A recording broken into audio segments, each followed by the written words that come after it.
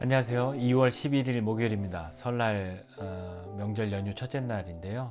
잘 하루를 시작하셨습니까? 네, 함께 말씀 묵상하고 함께 은혜를 나누고자 합니다.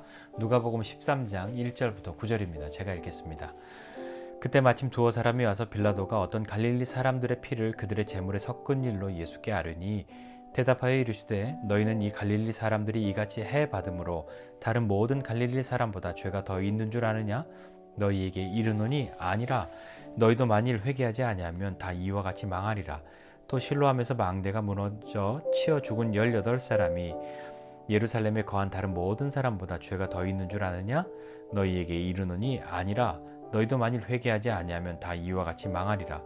이에 비유로 말씀하시되 한 사람이 포도원에 무화과 나무를 심은 것이 있더니 와서 그 열매를 구하였으나 얻지 못한지라. 포도원 지기에게 이르되 내가 3년을 와서 이 무화과 나무에서 열매를 구하되 얻지 못하니 찍어버리라. 어찌 땅만 버리게 하겠느냐. 대답하여 이르되 주인이여 금년에도 그대로 두소서. 내가 두릅하고 거름을 줄이니 이후에 만일 열매가 열면 좋거니와 그렇지 않으면 찍어버리소서 하였다 하시니라. 아멘. 인생을 살면서 모든 시간들이 다 좋았으면 하지만 때로는 힘들고 어려운 시간도 있습니다. 보통 힘들고 어려운 것이 아니라 정말 충격적으로 힘들고 어려운 일들, 사건들도 우리 인생에 있기 마련이죠. 오늘 누가복음에 기록된 이 이야기도 참 힘든 이야기가 기록되어져 있습니다. 다른 복음서에는 이 내용은 없는데 누가만 이 내용을 기록하고 있는데요.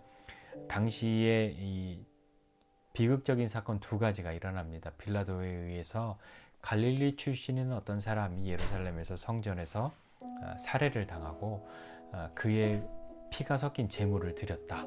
이런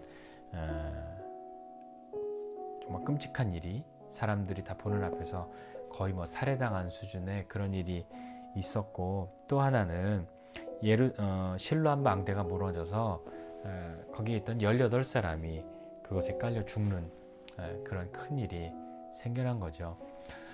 그 일을 통해서 사람들은 묻습니다. 스스로에게 묻고요. 하나님께 묻죠. 그리고 서로 이야기합니다. 참 다양한 것들을 말하고 묻고 궁금해하고 이유를 찾아가고 하겠죠.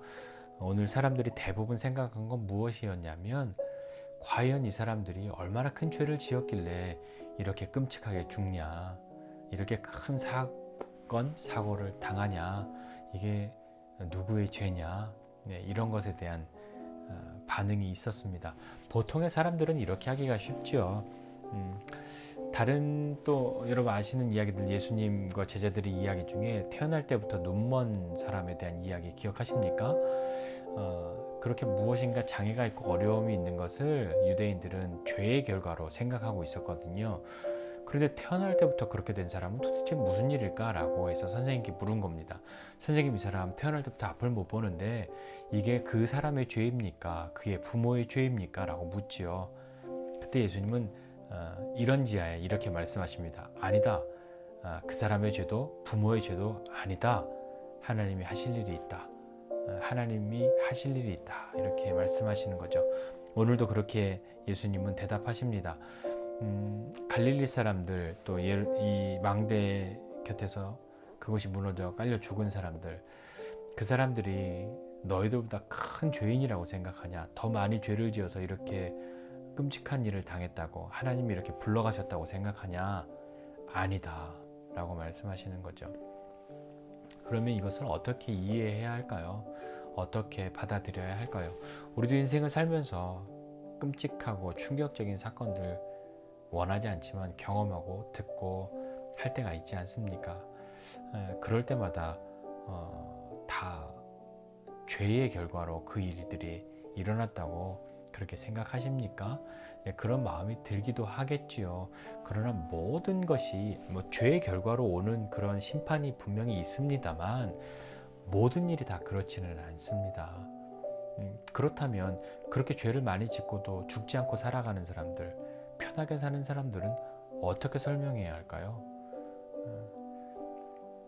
오늘 예수님이 너희들보다 죄 많지 않다. 그러나 너희들 회개하지 않으면 이렇게 너희도 큰 일을 겪을 수 있다. 아니, 더 큰 일을 겪을지도 모른다 라고 말씀하시는 것 아니겠습니까? 이런 큰 일을 겪고 당하는 사람들을 볼 때 우리는 무엇을 해야 할까요? 저 사람 얼마나 죄를 많이 지었으면 저렇게 되었을까? 그것이 우리의 반응이 아니라 처음의 반응은 같이 아파해야 하는 것 아닐까요? 말씀에 이르기를 슬퍼하는 자와 함께 슬퍼하라고 하였는데 그것조차 할 여력이, 그것조차 할 힘이 없다면 그것은 어떻게 되는 일이, 어떻게 되겠습니까? 우리 주변에도 힘든 사람들이 있습니다. 뭐 잘 안 되는 사람도 있죠. 그러면 단번에 너 기도 안 해서 그래, 너 죄를 많이 지어서 그래, 하나님의 뜻을 어겨서 그래 라고 정죄하기 이전에 어려운 일 당한 것은 아파해주고 그리고 난 이후에라야 권면하고 어떤 다른 부분으로 서로 교제해야 하지 않을까요? 그렇게 너희 회개하지 않으면 너희도 망해, 너희도 하나님 앞에 부름받아 라고 예수님 말씀하시면서 비유로 곧바로 하신 말씀이 무화과 나무, 열매 맺지 못하는 무화과 나무입니다. 3년 동안이나 이렇게 지켜봤는데 열매가 없다.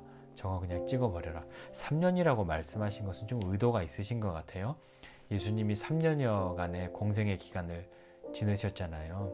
그런데도 불구하고 여전히 자기들의 기준에 흡족하도록 이 악한 세대는 계속해서 표적을 구하고 예수님을 무시하거나 무지한 상태로 있으니까요. 혹시 그것을 또 생각해 보게도 됩니다. 그렇게 찍어버리라고 이야기하는데 포도원지기가 이야기하죠. 이번만, 올 한 해만 그대로 좀 두십시오. 내가 두릅하고 거름도 주겠습니다. 그렇게까지 한 번 더 했는데 열매가 없으면 그때 찍어버리시지요 라고 말하죠. 회개하면, 회개는 뭘까요? 잘못한 것을 고백한 것이라고만 생각하십니까? 하나님, 저 이런 잘못했습니다, 용서해 주세요. 그것으로 회개를 하였다고 생각하시면 조금 아쉽습니다. 회개는 우리의 마음이 하나님으로부터 멀어져서 하나님과 가까이 있었으면 죄를 짓는 것에 대한 관심이 적어지고 하나님 앞에 거룩한 삶을 살아가려고 애썼을 텐데 내 마음이 하나님으로부터 멀어졌기 때문에 죄를 지은 것을 아파하고 안타까워하고 그리고 그 멀어졌던 마음을 하나님께 돌이키는 것, 그것이 회개입니다. 그 돌이키는 과정 속에서 지은 범죄를 고백하는 것이죠. 죄를 고백하는 것만이 회개의 핵심이 아니라 회개는 오히려 죄를 고백하는 것에서 더 나아가서 그렇게 죄를 지었던 그 하나님부터 멀어졌던 그 마음을 다시 하나님께로 되돌려 놓는 것, 그것이 회개입니다. 그렇다면 이 회개는 말로만 하면 되는 걸까요? 아니요. 오늘 이 말씀을 생각해 보면 회개하라 라고 말씀하시고 난 다음에 열매를 이야기하신 그 비유를 이어서 하신 것으로 보아서 회개에도 반드시 열매가 맺혀야 합니다. 회개의 열매는 무엇일까요? 내가 그렇게 멀어졌던, 하나님으로부터 멀어졌던 그 내 마음을 돌이키고 그 멀어지면서 지었던 그 죄들을 고백하고 그 죄들을 다시 짓지 않으려고 하지만 여전히 죄를 짓고자 하는 습성들이 우리에게 남아 있는데 이 회개에 합당한 열매는 도대체 무엇일까요? 그렇게 돌아왔다면 증명해야 하지 않겠습니까? 열매로요. 하나님이 기뻐하시는 것들을 맺어야 하지 않겠습니까? 오늘 이 포도원에 있는 무화과 나무 3년 동안이나 열매를 맺지 못한 무화과 나무는 이제 마지막 기회를 얻었습니다. 라스트 찬스죠. 어쩌면 약간 느낌적인 느낌으로는 패자부활전 같은 느낌입니다. 찍어버리고 끝났어야 맞는데 다시 한번 기회를 준 것이죠. 하나님이 우리에게 열매를 요구하십니다.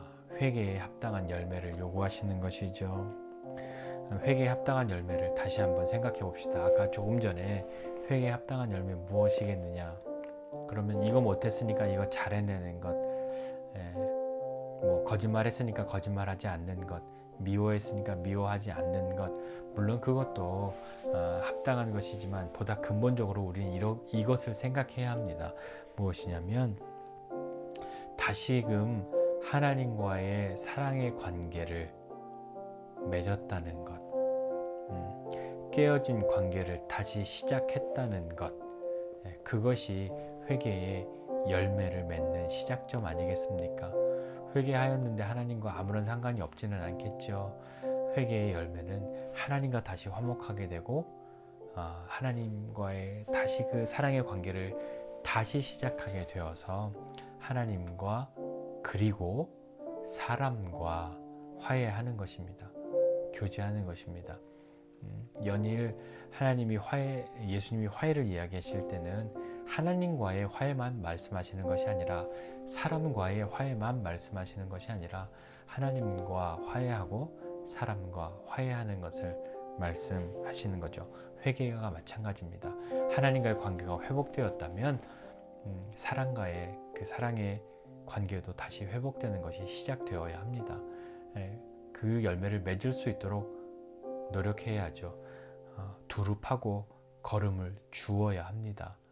가만히 있는다고 열매가 맺히진 않죠.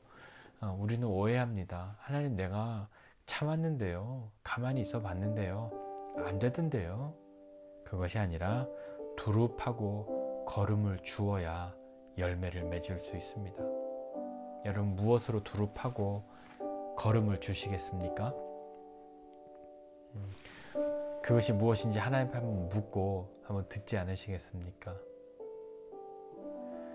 오늘 하루 우리 삶을 살아가면서 다른 사람의 아픔을 공감할 뿐만 아니라 어려운 일을 또 충격적인 일을 보는 그것을 나를 향한 시선으로도 바꿀 수 있고, 더 나아가서 나도 이렇게 언젠가 뜻하지 않은 시간에 부름받을 수 있구나 하는 것을 알고 하나님으로부터 멀어져 있는 내 마음이 혹여 있다면 그것을 다시 주님께로 돌려야 하지 않겠습니까?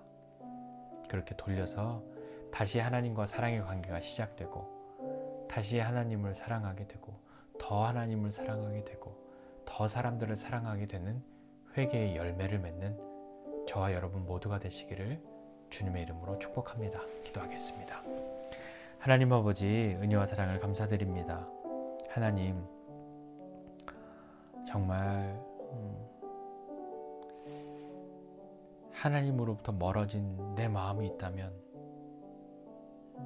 다시 그 마음을 돌이켜 주님께로 돌아가는 그 시간들이 우리에게 있게 해주십시오.